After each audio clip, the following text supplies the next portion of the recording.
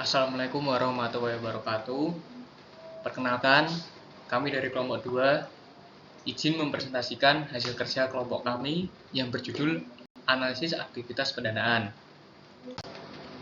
Yang beranggotakan yang pertama ada saya sendiri, Ade Raffi Ferdiansyah dengan NIM akhir 0079. Yang kedua ada Anissa Aulia, NIM akhir 0075. Obinur, NIM akhir 0070. Dan Ananda Karismatika, NIM akhir 0079. Analisis aktivitas pendanaan. Aktivitas bisnis didanai dengan kewajiban dan ekuitas. Kewajiban atau liabilities merupakan klaim pihak luar atas aset dan sumber daya perusahaan kini dan masa depan. Kewajiban dapat berupa yang pertama, kewajiban pendanaan atau financing liabilities, yaitu seluruh bentuk pendanaan yang berupa kredit, contohnya pinjaman jangka pendek dan sewa. Yang kedua ada kewajiban operasi atau operating liabilities, yaitu suatu kewajiban yang muncul atau timbul dari operasi, contohnya kredit perdagangan dan kewajiban pensiun. Selanjutnya ada ekuitas atau equity, merupakan klaim pemilik atas aset perusahaan. Selanjutnya ada tinjauan kewajiban. Kewajiban lancar atau jangka pendek merupakan kewajiban yang pelunasannya memerlukan penggunaan aset lancar atau muncul kewajiban lancar lainnya. Terdapat dua jenis kewajiban lancar. Yang pertama itu timbul dari aktivitas operasi. Contohnya seperti utang pajak, pendapatan diterima di muka, dan utang usaha. Yang kedua ada timbul dari aktivitas pendanaan, seperti pinjaman jangka pendek dan utang usaha. Kewajiban tak lancar merupakan kewajiban jatuh temponya tidak dalam waktu 1 tahun atau siklus operasi mana yang lebih panjang. Kewajiban tak lancar seperti utang, wesel bayar, dan pinjaman. Selanjutnya analisis kewajiban. Auditor merupakan satu sumber keyakinan dalam identifikasi dan pengukuran kewajiban. Auditor menggunakan sebuah teknik seperti konfirmasi langsung, melakukan telaah, membaca kontrak, dan perjanjian untuk meyakinkan dirinya bahwa perusahaan mencatat seluruh kewajiban. Fitur penting dalam analisis kewajiban yang pertama adalah ketentuan uang, yang kedua pembatasan pemakaian sumber daya dan pelaksanaan aktivitas bisnis, yang ketiga kemampuan dan flexibility untuk memperoleh pendanaan selanjutnya, yang keempat kewajiban untuk modal kerja perbandingan utang terhadap ekuitas atau debt to equity, dan ukuran keuangan lainnya. Yang kelima fitur konversi, kewajiban yang bersifat difusi. Yang selanjutnya larangan atas pembayaran seperti dividen. Selanjutnya ada sewa. Sewa merupakan bentuk pendanaan yang populer, khususnya dalam beberapa industri tertentu. Sewa atau lease terdapat dua jenis sewa. Yang pertama, sewa pendanaan atau capital lease, yaitu metode leasing dengan perusahaan yang menyediakan aset modal pada pihak penyewa. Yang kedua ada sewa operasi atau operating lease, yaitu jenis pembayaran di mana lessor membeli aset untuk kemudian menyewakan pada penyewa untuk jangka waktu tertentu sesuai kesepakatan. Akuntansi dan pelaporan sewa. Terdapat 4 kriteria lease yang mengklasifikasikan dan mencatat sewa sebagai capital lease. Yang pertama, terdapat transfer kepemilikan aset kepada lease pada akhir sewa. Yang kedua, terdapat opsi untuk membeli aset pada harga murah. Yang ketiga, masa sewa 75% atau lebih dari estimasi umur ekonomis aset. Yang keempat, nilai sekarang pembayaran sewa dan pembayaran sewa minimum lainnya sebesar 90%. Analisis sewa. Dampak operating lease terhadap neraca dan laporan laba rugi pada laporan keuangan. Yaitu yang pertama, operating lease menyajikan aset lebih rendah dari seharusnya. Yang kedua, operating lease menunda pengakuan beban dibandingkan dengan capital lease. Yang ketiga, operating lease memasukkan bunga dalam beban sewa. Selanjutnya, manfaat pasca pensiun. Bentuk manfaat pasca pensiun, pertama, menjanjikan manfaat moneter, kedua, memberikan manfaat lain terutama pada pemeliharaan kesehatan dan asuransi jiwa. Sifat kewajiban pensiun merupakan janji pemberi kerja untuk menyediakan manfaat pensiun bagi para pekerja yang melibatkan tiga pihak, yaitu pertama, ada pemberi kerja, kedua, pekerja yang menerima, ketiga, dana pensiun. Seperti yang dijelaskan pada gambar berikut untuk proses pensiun. Kategori program pensiun terbagi menjadi dua. Yang pertama, ada program pensiun manfaat pasti. Program pensiun manfaat pasti menentukan jumlah pensiun yang dijanjikan oleh pemberi. Dalam program ini, pemberi kerja yang menanggung resiko kinerja dana pensiun. Lalu yang kedua ada program pensiun iuran. Program pensiun iuran menentukan jumlah kontribusi pemberi kerja pada program pensiun. Dalam program ini, pekerja yang menanggung risiko kinerja dana pensiun.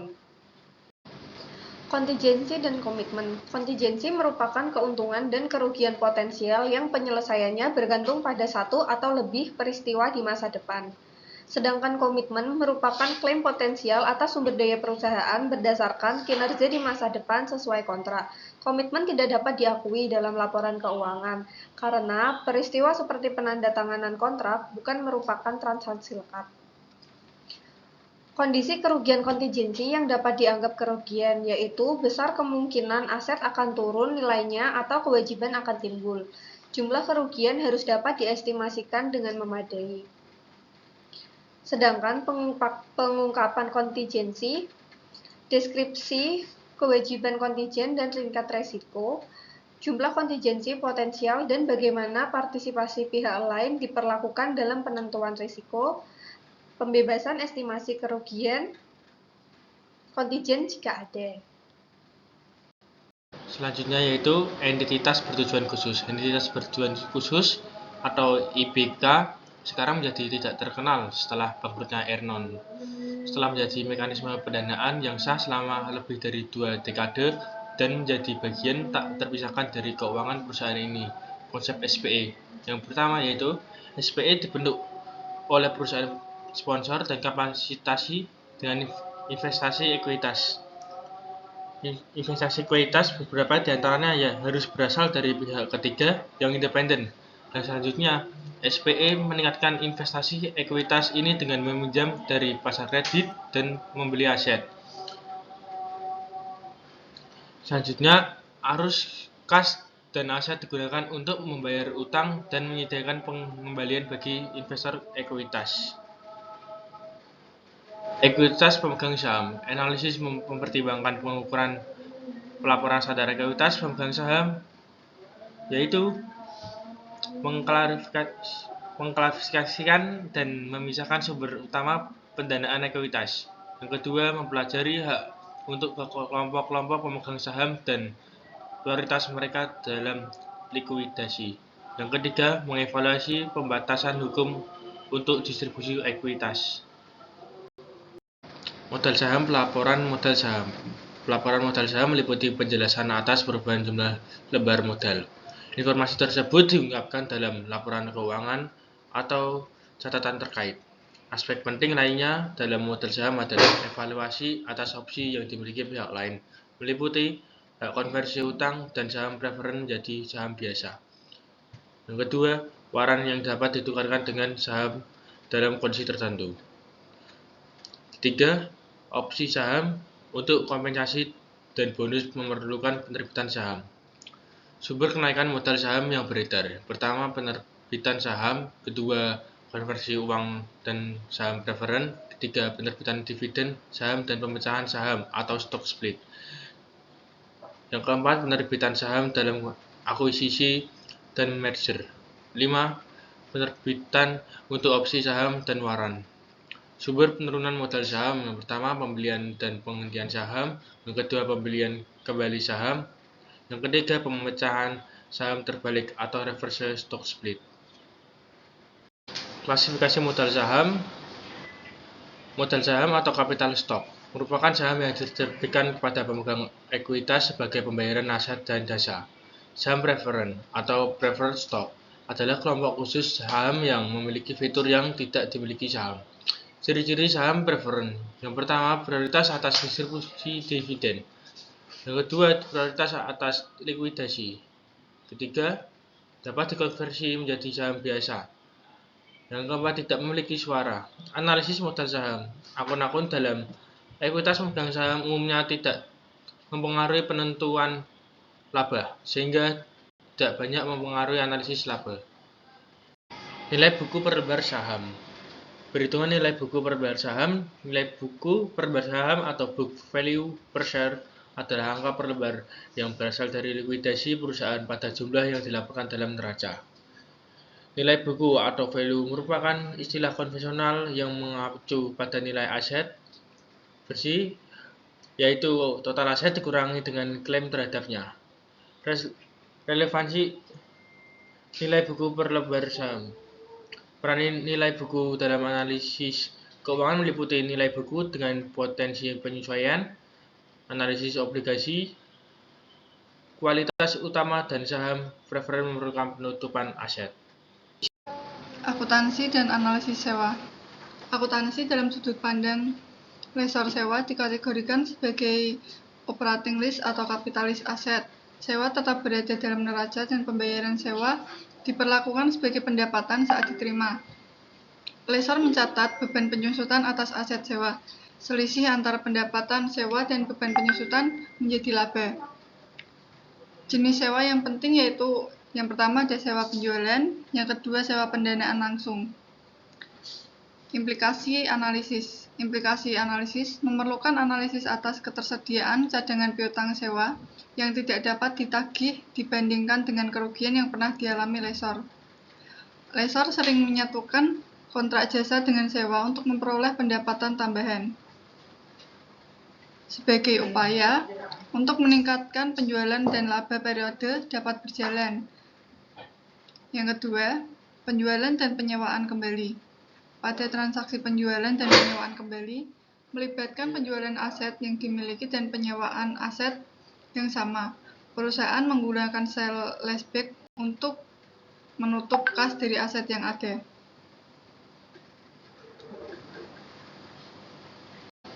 Akuntansi khusus untuk manfaat pasca pensiun. Akumulasi kewajiban manfaat. Nilai sekarang aktuaria, kewajiban pensiun di masa mendatang kepada pekerja pada pensiun berdasarkan kompensasi saat ini dan jasa sampai saat ini. Yang kedua, proyeksi kewajiban manfaat. Estimasi aktuaria atas hutang manfaat pensiun di masa depan kepada pegawai pada saat pensiun berdasarkan kompensasi yang diharapkan di masa depan lebih realistis. Aset pensiun dan status pendanaan. Perusahaan sering menganggap program pensiun yang didanai lebih sebagai sumber dana untuk mendanai akuisisi mereka. Implikasi program pensiun yang didanai, yang pertama, perusahaan menghentikan atau mengurangi kontribusi dana pensiun sampai aset pensiun sama atau kurang dari PBO. Yang kedua, perusahaan menghentikan atau mengurangi kontribusi data pensiun sampai aset pensiun sama atau kurang dari PBO. Alasan terjadinya pendanaan kurang kinerja yaitu investasi yang buruk merupakan aturan dari pensiun dan kontribusi pemberi kerja yang tidak memadai. Biaya pensiun, biaya bersih yang timbul dari perubahan posisi ekonomi bersih atau status pendanaan selama periode bersangkutan. Terdiri dari biaya jasa atau nilai sekarang aktuaria atas manfaat pensiun yang dihasilkan oleh pegawai berdasarkan rumus manfaat pensiun. Yang kedua, biaya bunga, yaitu penambahan atas PBO yang timbul karena pembayaran pensiun menjadi satu periode lebih dekat. Penangguhan dan amortisasi. Pengembalian aset program yang diharapkan, yaitu penggunaan pengembalian aktual sehingga menyebabkan biaya pensiun mengikuti fluktuasi. Penangguhan atas keuntungan aktuarial, keuntungan dihitung dari perubahan asumsi aktuarial. Kerugian bersih, penangguhan dan amortisasi keuntungan atau kerugian, serta perbedaan antara tingkat pengembalian dengan yang diharapkan ditangguhkan.